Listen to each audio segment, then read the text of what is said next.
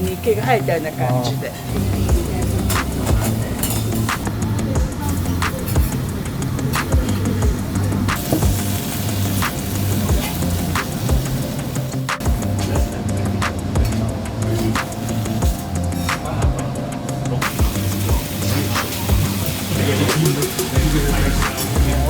どうすればお客さんが喜ぶかね。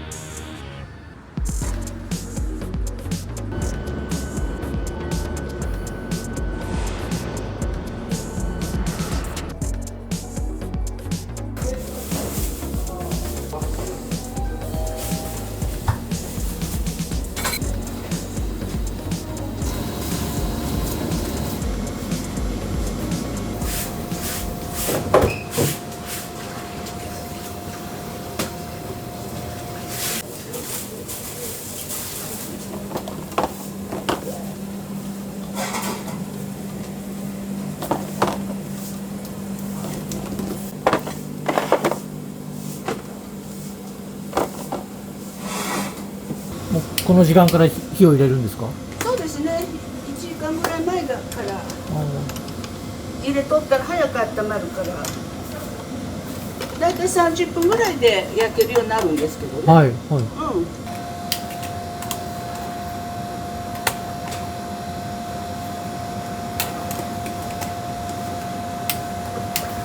あいさんはいつぐらいからこうお店を入るようになったんですか？大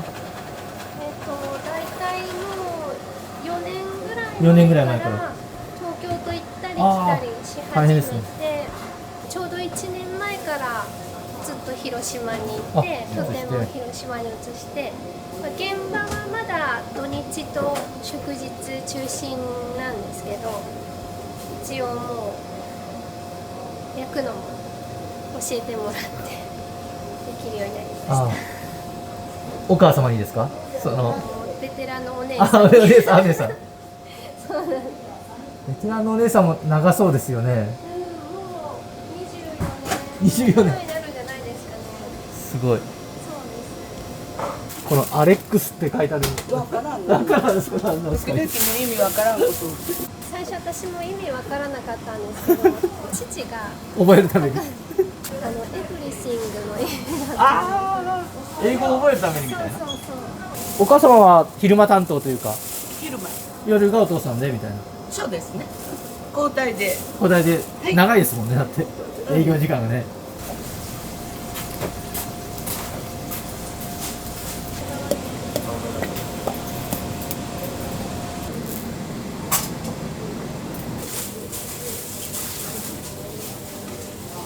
血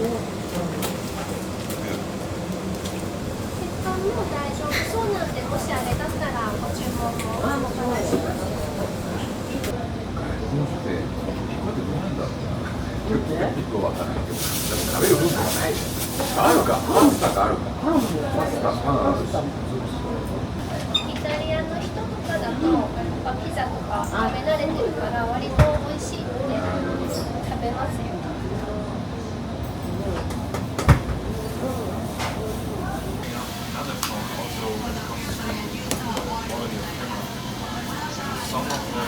この人広島初めてだもんさ、見るもの全部初めてだ。僕は若い頃営業でね、広島はちょこちょこ見とったけど、で僕も今年定年退職してさ、還暦で結婚35年でさ、一発目が広島旅行だったかな。一発目なんです。そう、35年のお祝いのすごいありがとうでございます。生島神社でちょっとじゃあまずは体清めとこうか。ありが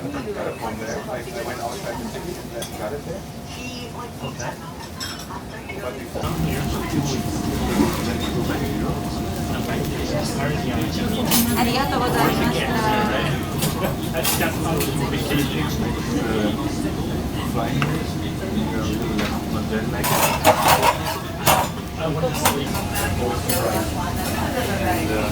すいま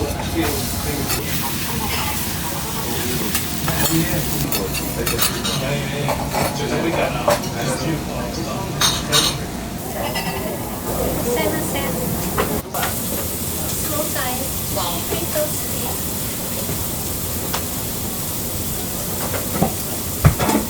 美味しいですね。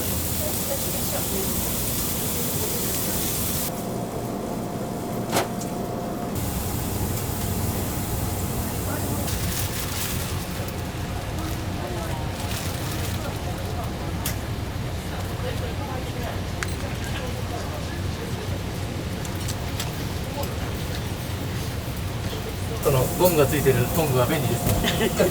これね。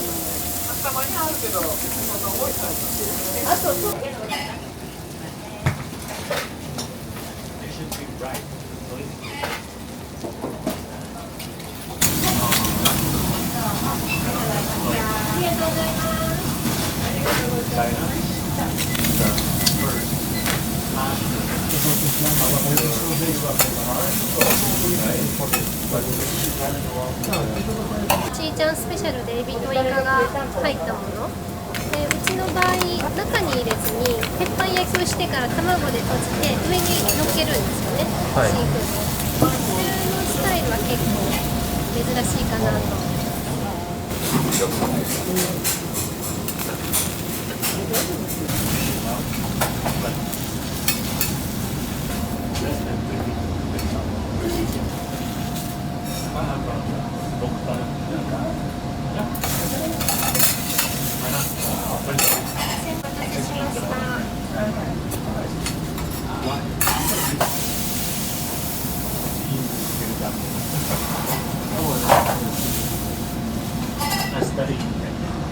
この方、基本的に牡蠣のプロフェッショナルで、じゃあもういろんなところで牡蠣を食べてるんだけど、今日は広島の牡蠣を初めてです。いや、その感想どうぞ。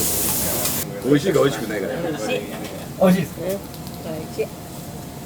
で広島はシンプルで、美味しい。だから美味しいですよ。あ今日はお母さんと娘さんに会えたからもっと嬉しい。だから僕お母さんいくつになったのもう。77。若いわ。よう働きましたもん。おもう何十年で。他のことがしたい。お好み以外。他のことうどん屋さんにでも行こうかしら、アルバイトで。ラーメン屋とか。お母さん何時までやってるんですか2時半。 ？2時半までやるんですか？ 10時ぐらいに入って支度してね。もうね、ちゃっちゃちゃっちゃできなくなったから。そうですか。こっちで出るようにして。あんまり焼かないんですか？だけもうこっちで。今修行中じゃっけね。うん、そうですね。この子もね、また今からここやるんならね、バリバリ、まあね、性格的に言われてゆっくりしてるけど。お母さんにじゃないんですか？違う、お父さんに。お父さんになんですか？性格全然違う今ねやっぱりお店一つ持つっても大変でしょ。そうですよね。まあこの店を自分のものにして自分なりのペースでね自分のカラーでやっていけたらいいんじゃない。あるものを利用してねあるんだからねで自分の色に変えていけばいいわけね。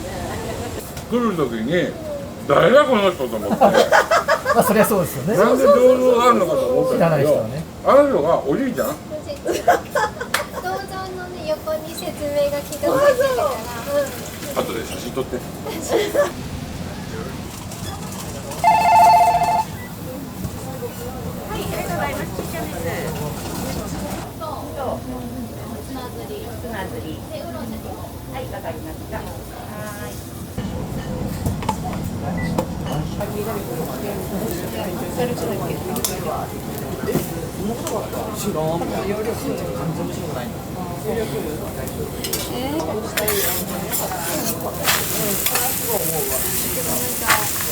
5時間ぐらいかけてさ。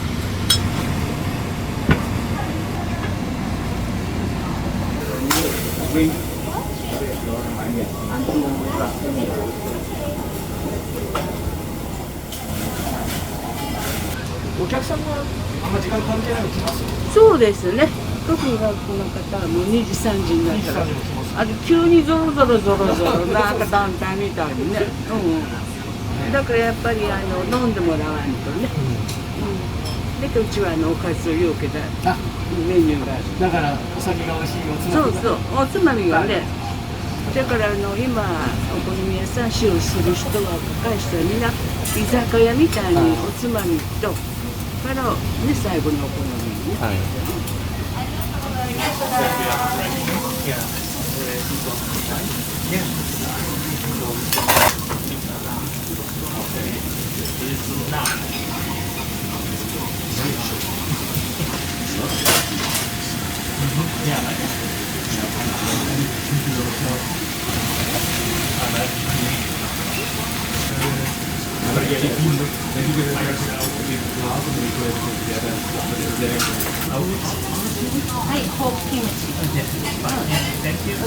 ネギ焼きで麺が入ってないやつだと卵が半熟っていう特徴があるので火が通って甘くなったネギとトロトロの卵とソースがすごくマッチして人気がありますね。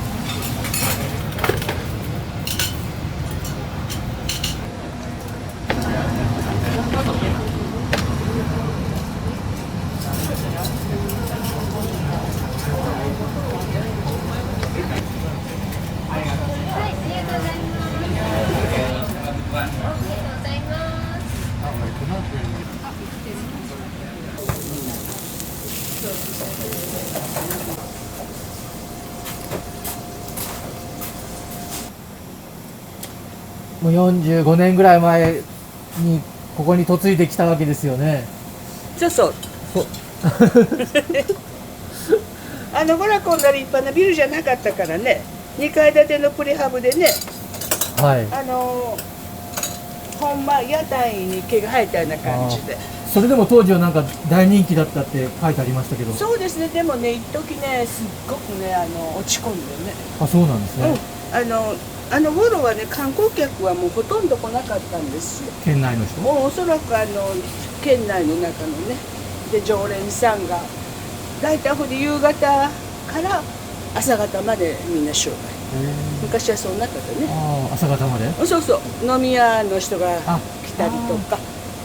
でもう一時落ち込んだ時にもう亡くなった村長さんが死に掛け合って、こんないっぺんにある店ないから観光名所にしてくれる、日産して、ずっと日産して、で市からあれをもらって、お墨日産っていう付き、のは毎日通ってってことお墨付きもらったって。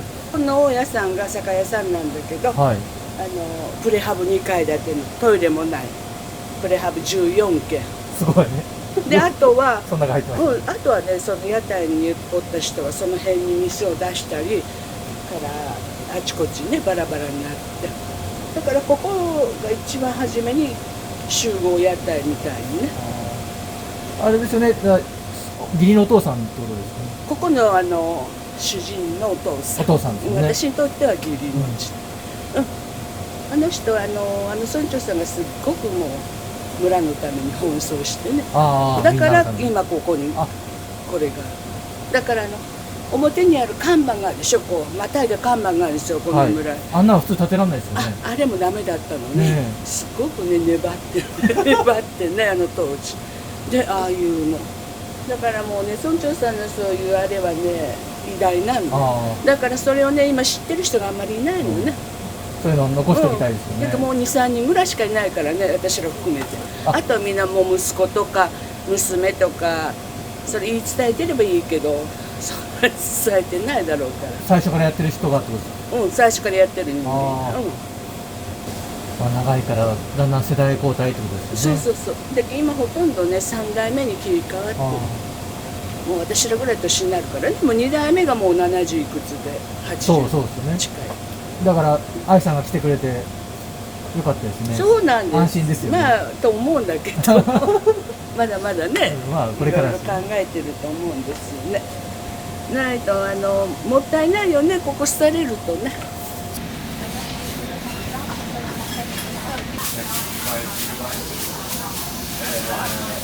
定休日火曜日です。毎週火曜日、昨日休みです。それ以外は全然。それ以外はすごいですね。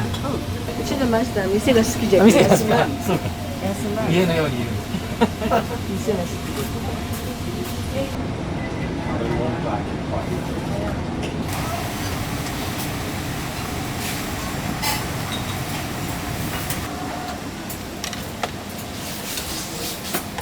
なるべく余計な手間がかからないね。確かに。ネギネギネギ。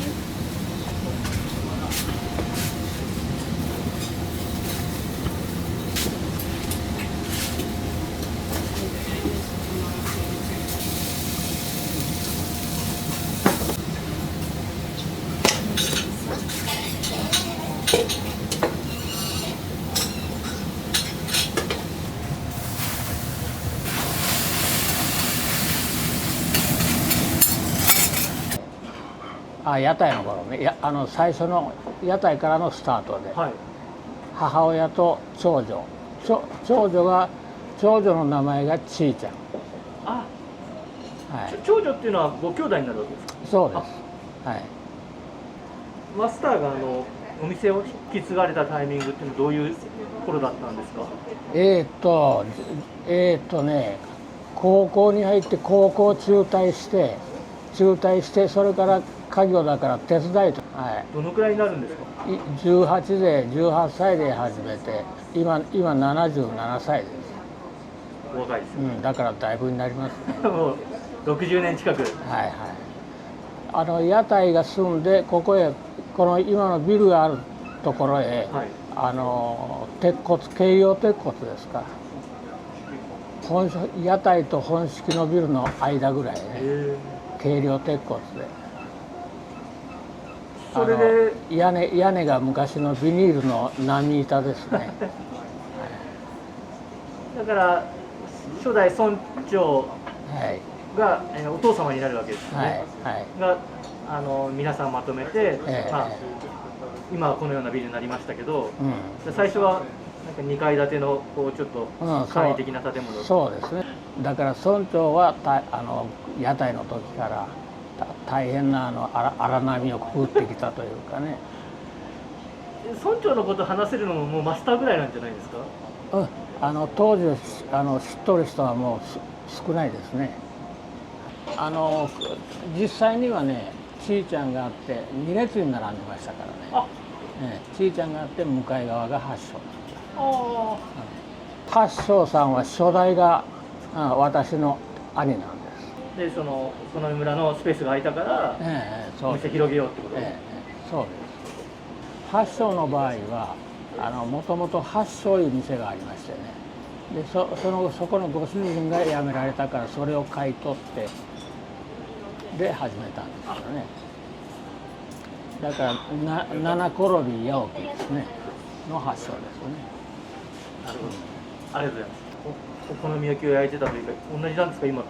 いや今よりはもっと素朴なもんでしたね。はい。時には肉卵が入らなくてお客さんが卵を持ってくるような時代でしたね。はい、そうするとそばとキャベツと、もやしとぐらいです。はい。それでもそばは入ってたんですね。そばうどんは入ってましたね。なんかで見たんですけど、卵半熟の卵をやり始めたのはちーちゃんか八正さんかみたいな。そうですね。私ですね。マスターやってるんですか。いろいろ自分で試行錯誤して、これが一番おいしいんだいうのが店の顔になるんですね。でその中でもある時から卵は半熟がうまいということで始めました。じゃあもうその頃からマスターはこういろんなものを、なんかいろんなメニューを作ったりとかっていうのは得意というか好きだった。今もう残ってますもんね、いろんなユニークな料理が。得意というかいろいろどうすればお客さんが喜ぶかね試行錯誤ですね。今でもまだまだメニューで、迷っとるメニューまだあるんですかたくさんあるんですよ、ね、こんだけやってきても、はい今2代目じゃないですか、はいで3代目、はいその愛さんも手伝ってくれるようになってやっぱりこうん、う嬉しかったですか？それはもちろん嬉しいですね、ちいちゃんってやっぱこう名前が大きいじゃないですか、歴史もあるし、お好み焼きが始まった原点にも近いじゃないですか、まあ村長の、ねはい、頑張りがあって、でまあ今言われるようにお客さん的にはね、そんなに昔の歴史とかなんとか村長とかいうのはあんまりこだわりがないみたいです。お好み焼きが美味しければいいみたいな、そうただお好みを食べるのが目的でね、はい、皆さん来られるかそうら、だからちいちゃんの名前とか村長とかいうあれはないみたいですね。ないです。でもそれでいいんじゃないかと思いますね。まあお客さん的にはインバウンドでね、さっきから見ていただいているように今8割9割が外国のお客さんですね。変わりましたね。だから僕たちも英語は喋れないんですけど、単語を10個ぐらいやりくりしてね、なんとかそれで通じてますね。なんとかやってます。はい。困ったりしないですか？なんかちょっと習慣が違ったり食べ方もちょっと違うじゃないですか。皆さんヘラで食べないじゃないですか。だからまあそういうのはもう臨機応変にというか。まあ今ではフォークも揃えてますけどね。で初めて日本に来たような団体のツアーの人は、やっぱりフォークが欲しかったりね、そういうことがありますね。でも大体日本慣れした外人さんはみんな箸で食べます。そうか。すごいですね。一応ヘラで切ってでお皿にのしてであとは箸で食べてますね。ありがとうございます。以上でいいですか。はい。ありがとうございます。